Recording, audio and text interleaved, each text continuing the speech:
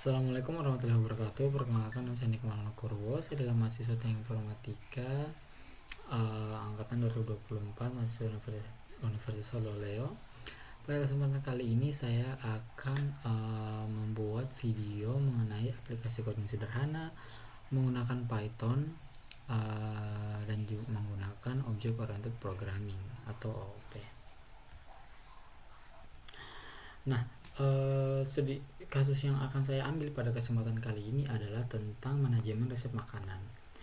Sebuah aplikasi yang kita bangun dari nol menggunakan konsep-konsep OOP seperti encapsulation,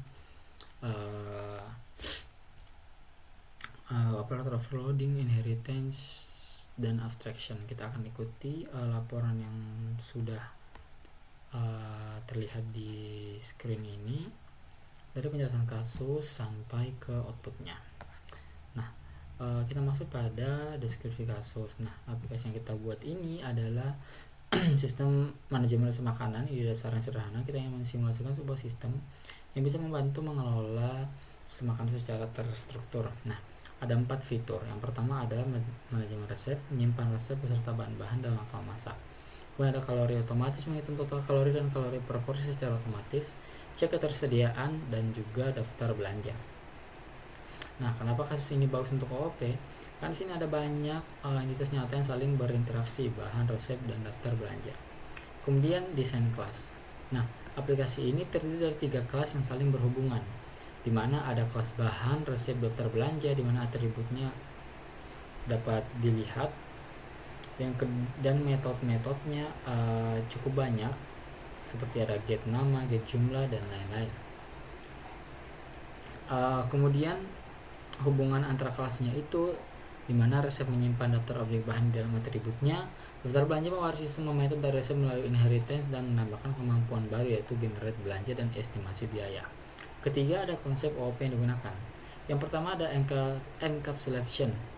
Kalau kita lihat nanti di kode yang akan kita jalankan ini, semua atribut di kelas bahan dan resep pakai prefix underscore, nama, jumlah, satuan, dan seterusnya. Ini tanda bahwa atribut tersebut protected. Artinya, secara konvensi tidak boleh diakses langsung dari luar kelas. Untuk membaca datanya, kita selesaikan metode getter seperti get underscore nama dan lainnya. Nah, yang kedua ada overloading. Nah, di konsep yang kedua kita mengimplementasikan 2 special method. Yang pertama ada str.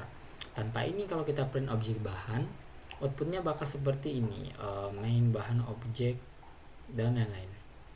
Nah, ini tidak relatable sama sekali. Dengan str kita bisa atur formatnya sendiri, jadi 200 gram ayam begitu. Yang kedua ada add. Nah, kita overload operator plus sehingga 2 objek bahan yang sama bisa dijumlahkan.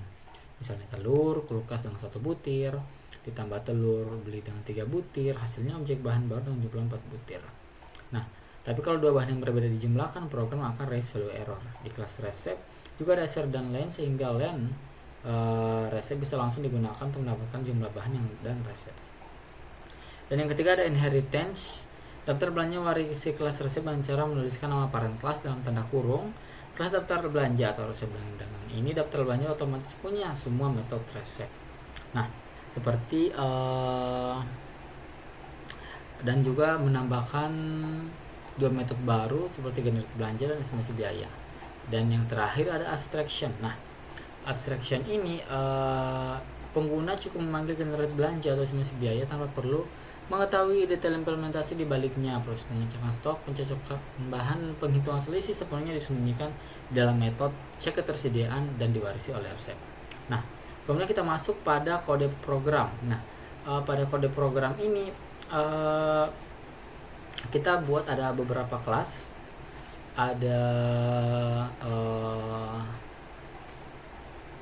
ada 3 kelas, ada kelas bahan, kelas resep, dan juga kelas daftar belanja. Nah, yang pertama ada kelas bahan. Kalau kita lihat di sini, di dalam kelas bahan, konstruktor init menerima 4 parameter dan menyimpannya sebagai atribut protected. Nah, itu protected. Perhatikan semua pakai underscore di depan. 3 getter method yang menarik adalah get kalori total, Dia tidak sekedar mengembalikan data tapi juga menghitung total kalori dari bahan ini. Kalori per satuan dikali jumlahnya, misalnya 100 gram ayam dengan 21 kalori per ayam, hasilnya 210 kalori.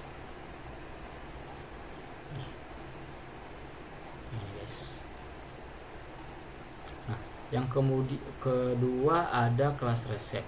Nah, ini kelas resep adalah kelas yang paling banyak metodenya, karena karena resep ya. Yang pertama ada konstruktor menerima nama resep dan porsi lalu membuat dua list kosong, satu untuk menampung objek bahan, satu untuk langkah masak. Porsi defaultnya adalah 1 ya. Kemudian ada dua metode sederhana untuk mengisi satu persatu. Tambah bahan menerima objek bahan, dan tambah langkah ini menerima string. Yang kedua, total kalori menggunakan generator expression yang elegan. Iterasi semua bahan, ambil kalori total masing-masing, lalu jumlahkan semuanya dalam satu baris. Kalori per porsi tinggal bagi total kalori dengan jumlah porsi. Nah, ini metode yang paling krusial di kelas resep. Parameter dapur adalah dictionary yang berisi stok bahan yang ada. Untuk setiap bahan dalam resep, kita cek stoknya di dapur. Kalau tidak ada, defaultnya itu kosong. Kalau stok lebih kecil dari yang dibutuhkan, masukkan ke list kurang beserta selisihnya. Metode ini yang nanti dipakai oleh daftar belanja. Nah, yang terakhir ada kelas daftar belanja. Nah, perhatikan di sini cara penulisannya. Daftar belanja atau resep di tanda kurung itulah yang menyatakan inheritance. Konstruktor menerima objek resep yang sudah jadi, dan dictionary dapur baris super ini memanggil konstruktor parent resep untuk inisialisasi dasar. Kemudian kita salin bahan, list, dan langkah dari resep yang diberikan, lalu simpan dapur sebagai atribut baru. Nah, dan juga di sini sangat banyak kodenya telah saya buat. Nah, kemudian ada main programnya. Nah, section 4.4 adalah main program di mana kita sudah menjalankan semua kelas yang akan kita buat, dan kita akan memanggil semuanya. Pertama, kita akan buat 6 objek bahan untuk resep nasi goreng. Setiap bahan punya nama, jumlah, satuan, dan kalori per satuan. Pada minyak goreng 120 kalori per sendok makan. Nah, ini cukup tinggi ya, 120 kalori. Nah, kemudian kita buat objek resep dengan nama dan porsi, lalu isi dengan bahan-bahan dan langkah memasaknya. Nah, di sini ada banyak bahan yang saya masukkan. Ada nasi, telur, ayam, kecap, bawang, dan minyak. Seperti pada dasarnya nasi goreng ya, tapi di sini kita buat resep nasi goreng spesial. Nah, di sini ada langkah-langkahnya.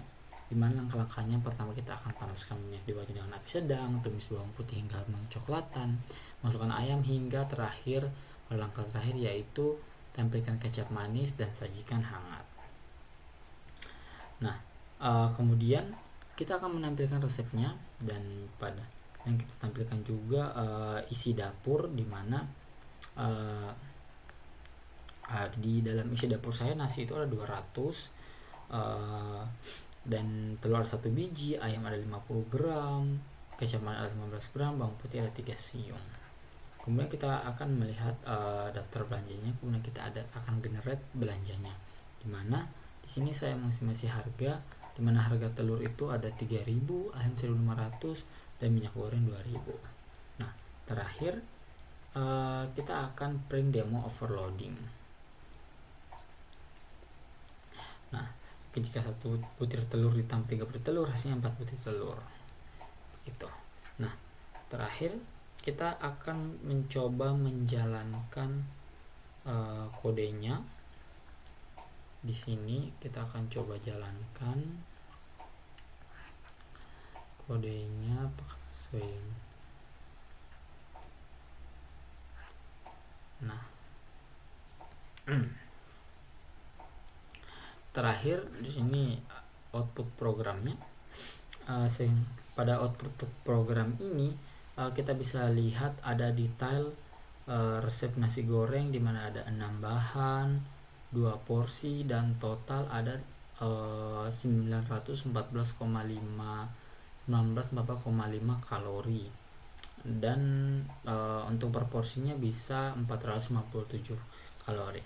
Kemudian kita dapat melihat langkah-langkah memasaknya, dimana kita bisa lihat total jumlah bahan. Nah, dan info resep ini adalah resep tentang apa gitu.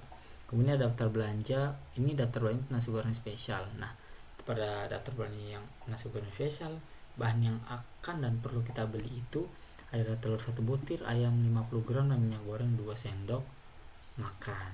Nah, ketika total belanja 3 jenis bahan. Nah, kemudian kita hitung estimasi biaya belanja, di mana saat karena tadi saya sudah buat parameter di mana satu telur itu 3000, kemudian dan itu akan dihitung otomatis semuanya, dan sehingga total bahan yang perlu dibeli adalah 82.000.